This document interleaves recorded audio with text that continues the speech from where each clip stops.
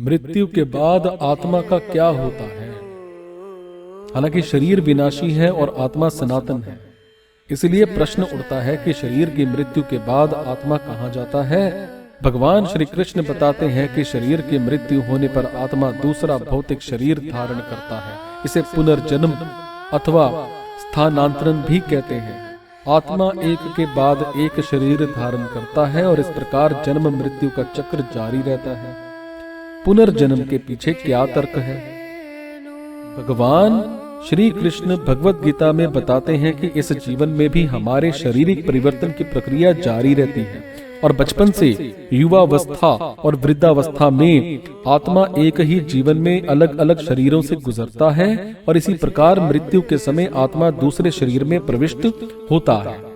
जिस प्रकार देहधारी आत्मा निरंतर इस शरीर में बाल्यावस्था से युवावस्था में और युवावस्था से वृद्धावस्था में जाता है, उसी प्रकार मृत्यु के पश्चात ये दूसरी देह में प्रवेश करता है। धीर पुरुष इस परिवर्तन से भ्रमित नहीं होते। भगवान श्री कृष्ण बताते हैं कि आत्मा के लिए भौतिक शरीर एक वस्त्र के समान है।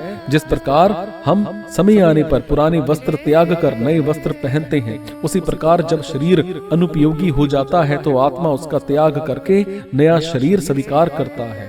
जिस प्रकार व्यक्ति अपने पुराने वस्त्रों को उतारकर नए वस्त्र धारण करता है, उसी प्रकार आत्मा अपने पुराने जीर्ण शरीर को उतारकर नया शरीर धारण करता है।